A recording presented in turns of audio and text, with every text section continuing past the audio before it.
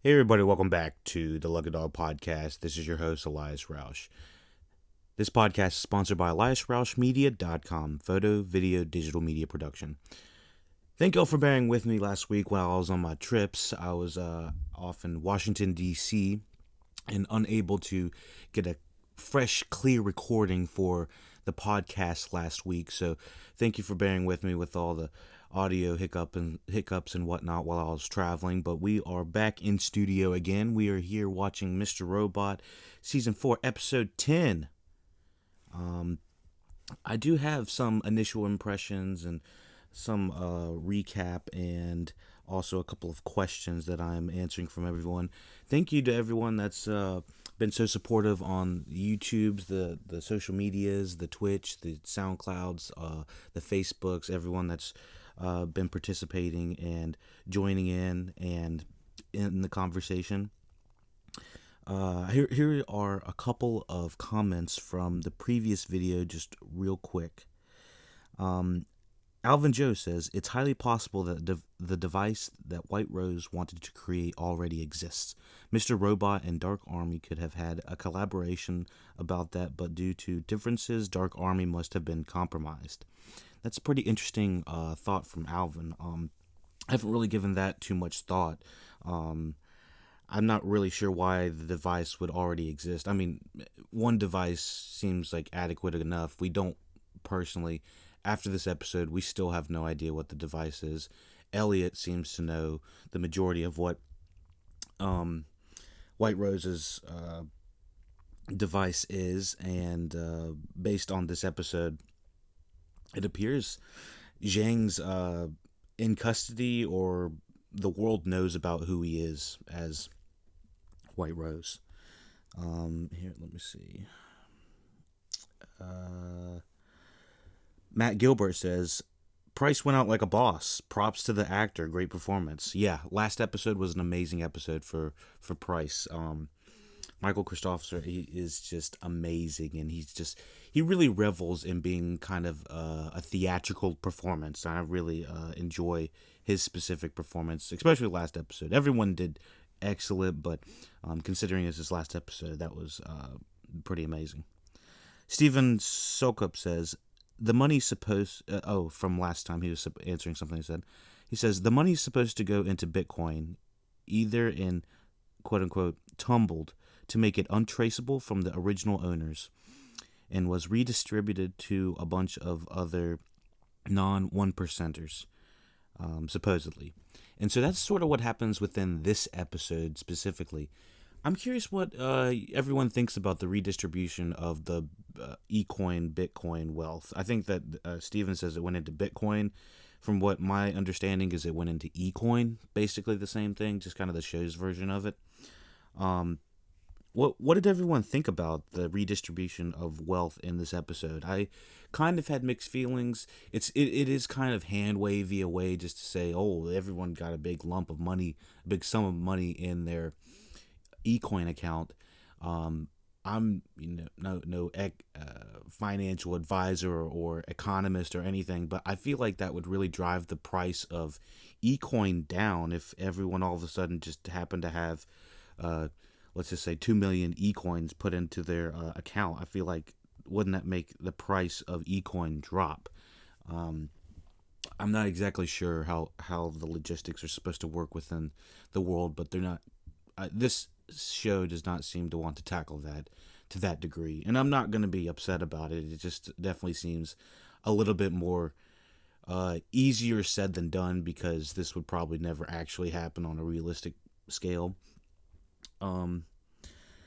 Someone else said in the last comments, Obey Conan says, yes, you're right, the music catched me too, bro. Absolutely. Last episode's atmosphere was heavily guided by Matt Quayle's score, and I absolutely loved the power that it brought behind it. And I honestly have gone back and tried to listen to some more rips of the Angela score. This is when Angela is talking. This is when White Rose is talking to Elliot, saying that Angela could still be alive. I was just blown away by the power of the score from that. So let's talk a little bit more about this episode. We had some great recap. One last comment says this season just keeps topping itself every episode from Revan Ja, and I completely agree. I think every episode has been it's almost unique flavor. If you let's just say that you're a Ben and Jerry's kind of guy or a DQ and you like all these different types of ice creams, and it feels like each episode has almost been its own unique flavor. And it's really impressive that all of this can come from the same production, you know, same actors, same directors, same music and atmospheric choices, all very feel unique. I'm so ecstatic just to watch this series, specifically this season, all in a binge because it's going to be so many different types of new and interesting visuals and atmospheric ways. Because when this first started, this season 4, I was kind of gearing for it to be kind of all Christmassy, all the same kind of style, but almost every episode has felt unique in its own way. This episode specifically starts with Dom, and it's very Dom centric. She is resulting from the end of being stabbed, having surgery. FBI is asking her all these questions about, Dark Army type shit and, how is she involved? And there's apparently just a large process that is going to have to happen to overcome Dom's situation. But overall, she should be in the clear. So this episode is kind of a chess piece moving episode is what I would call it. It's much more of a slow burn, a little bit more of a character study. It's showing the after effects of the Dark Army and the hack. And so it's majorly through Dom's perspective and it guided through Darlene's, story, because this is very much Darlene trying to take the reins of the story in this specific episode and kind of run away with it. She wants to run away to Budapest, where it's been alluded that Cisco has been wanting to go for a very long time. And it thematically makes a lot of sense for me for both of them to want to, get out of Dodge. I'm not sure if it makes sense that Dominic ever was going to go with Darlene. The majority of the episode, it's her, Dominic saying, I don't want to leave. I'm trying to regain some sense of normalcy. And we have Darlene who's trying to, just escape, get the hell out of there. And I don't blame her with everything that's just happened. I could totally see that. But the thing is, Dom has responsibilities, and it feels like the majority of the episode, it's really bearing on her that she's going to have to take on the identity of, what is it? Something Doublehorn, Angela Doublehorn or something like that. I don't remember exactly. They basically taking on new aliases and taking on a brand new name. And I thought that was pretty quick for her to make that decision, considering that, she's needs to make sure that her family is safe, and that's pretty much her number one obligation. So the majority of the episode, she's kind of fighting against actually leaving. And at the very end, we know there's this quick heel turn of actually, yeah, I do want to go. I don't want to be one of those normal simpletons that Darlene describes. And it didn't sound that bad, at least you're not under the constant threat of having to run. But quick rewind, we've come across some of our favorite Dark Army operatives.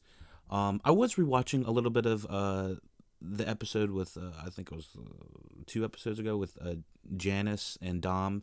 And I do feel like I was a tad harsh in that. I really cannot say enough about the performance that the character of Janice had.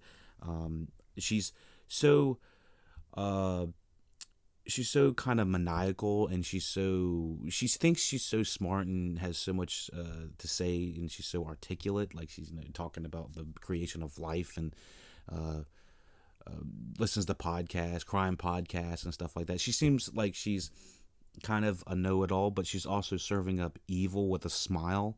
And there's something about getting to see Leon and then getting to see Bobby Cannavale come reprise his role back as Irv.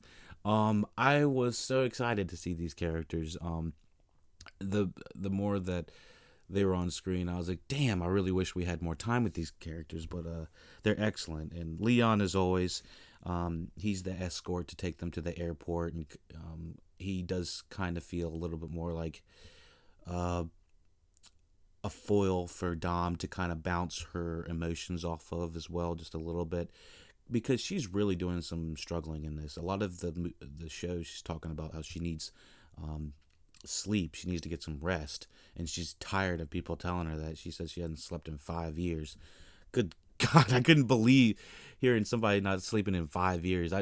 Longest I've never slept is like 48 hours, and I about died, and my hip started hurting. I was like, oh God, I'm going down. So 5 years, oh my God, that is insane. Yeah, you really got to stay on that, Dom. You can't be doing that. Actually, I think at the very episode, she is passed out asleep reading Irv's book. Bobby Cannavale is making a guest appearance in the airport right before Dom and Darlene are about to leave, and I was really happy to see that, although I fucking spoiled it myself. I was fast forwarding through episodes and I saw a quick glimpse of it. I was like, God dang it, I wish I hadn't seen that. But for anyone that didn't get spoiled, I bet it was a great time to see Irv again and seeing him completing his book about whoever he strangles his mother in the 12th chapter or whatever the fuck. But I just remember he was always a quirky guy, and he kind of gives a little bit of an exposition dump in a way. I'm sort of mixed feelings on it. You know, he's basically saying Dark Army doesn't give a shit about you and Darlene anymore. I'm not really sure why. I kind of feel like there needs to be a little bit more hacking into why the Dark Army, one of the world's most dangerous hacking groups, is no longer trying to kill, our main characters. I feel like they would want to do a little bit of recon or some sort of checking up on that, considering they can hack into the systems themselves. Like, if they can redistribute the 1% of the 1%'s wealth, can we not, hack into some of the emails of the Dark Army to find out, to make sure that they're not going to be around anymore? Like, Earth just chilling in the airport just makes it feel like all these Dark Army operatives just went MIA once their bank accounts were getting filled by the E-Coin or by the Deus groups anymore. It makes, with Irv just standing there in the airport, it definitely makes it feel like we have just Dark Army chilling all over the place. And what was it? Rich white assholes is what Leon kept saying. In Connecticut, I mean, he says, look out for them, they're everywhere. Well, it sounds like the Dark Army operatives are everywhere. So I was very surprised with the way that Dom was willing to leave her family at one point and then go back to her family or stay in her current life, and then at the very end, at this with the music shifting at the very end, Dominic finally decides to go back to the air to the gate, and Darlene starts having a panic attack.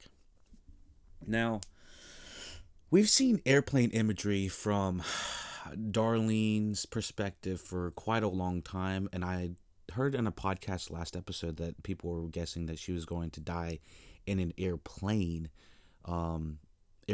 crash or wreck or whatever you want to call it, and it's not actually what happened in this episode, but there was kind of some shiftiness in what was going on. Darlene kind of decides, I mean, she has a panic attack while she's getting ready to get onto the gate of the airplane, and Dom comes back. What do you know? Darlene steps out of line, doesn't see Dom doesn't see her, and then Darlene ends up going to the bathroom, staying in, let's just say, the States, and I guess Dom ends up going to Budapest. So I was like, okay, well, I guess that's how that's gonna go. And then the end of the episode is listening to the airplane take off as Dominic's sleeping after she's opened to chapter 1 of the book, The Beach Towel. So, relatively low-key episode when it comes to the story, very character-centric. The music felt completely different in a way that I think it was mostly soundtrack-based. Couple interesting angles when it comes to the camera. I really enjoyed when they were redistributing the wealth of the 1%, when they were in the park. I was kind of laughing a little bit how everyone was just like showing their bank account to everyone. Hey, I got $2 million. Hey, I got $50 million. Hey, I got $10 million. I was like, well, no, people don't do this. People don't just whip their phone out and show people their account. Like, I felt like I don't know. Everyone was just like, well, I guess I'm rich now, or I, I I was just kind of giggling when that was happening, and then she starts screaming and drawing attention to herself. But I mean, how would you not? If I just got like a big ass fat check in, yeah, I would be down too. Be like securing a major sponsorship or something. I don't know. But she's also scrolling on Twitter, and you see Darlene's scrolling on Twitter, and you see all the people talking about I'm erasing my debt. I can buy a new house, I can afford to do all these things, and that's excellent. I'm happy everyone can do that. I just think it was very a little hand wavy. It's like, oh, I'm rich now. It's not with Dominic saying, does everyone get this amount of money, and it's not really a confirmation yes or no, but because we don't get a dollar amount, because we don't get all that, it's very hand wavy, I guess, is what I keep saying. But I mean, what are you gonna call it? I mean, honestly, from a realistic standpoint, how much money do you think the Deus Group is funneling, and that that Darlene was able to get her hands on? I can't think that. I don't know how many people are in the States right now, but I'm best sure there's in the billions. So redistributing billions and billions of dollars to billions and billions of people isn't going to be tons in your bank account, is it? Like, I don't know. I really don't know how much these people could have gotten that it would have made that big of a difference. And I guess that's kind of what weighs on me just a little bit during this episode, along with Dominic's kind of flipping back and forth of wanting to stay in her old life versus wanting to live a new life. So this episode does have me thinking a lot. I'm curious about what you all thought about the episode. I was enjoying that it was the majority of Darlene and Dominic's story, but I also felt like I was like, Elliot, yeah, what's going on, man? Can we not get like just a hair of the plan? Or not even just the plan? What the hell is Zhang's machine? I thought we were gonna at least get some sort of idea. We didn't even get a Mr.Robot in this episode, so who knows at this point. What do we got, like 2-3 episodes left of this 13 episodes? Yeah, it's starting to come to a close, really in fine style. I thought that the way they were shooting Darlene's hug with Elliot and the way we shot Darlene with Dom, it felt like in both of those scenarios that was a goodbye hug, and very much evoked, we're not going to see this character again in this fashion. And Elliot definitely seems like he's on a suicide mission for taking out this machine. The thing is, I'm so unclear about the machine. I don't know what to think about it. And White Rose clearly said a few episodes, it's time to bring Elliot in on the plan. Well, it's been 4 episodes since then, and so let's get in on the fucking plan. Like, everybody but us as the viewer feels to know exactly what's going on. So yeah, let's fill us in. Let's get it going. But yeah, thank you for listening, watching, whatever you're doing. Look at our podcast, downloading, even rating, sharing, subscribing, commenting. If you don't like what we're saying, then let me know. How can I improve? If you want me to talk a little faster, then we can hook you up with Overcast. It's a great popular podcast app that allows you to manipulate my voice, makes me sound louder or lower or faster or slower. So yeah, it's a great podcast. You can listen to all the LuckyDog podcasts through that app, as well as SoundCloud. Apple iTunes has a great podcast app, Overcast, like I said. Yeah, thank you for listening to the LuckyDog Podcast. We could not do this podcast without your support at the LuckyDog Podcast. paypal.me/LuckyDog podcast for all donations. And we appreciate all of your support. Let us know. Take it easy.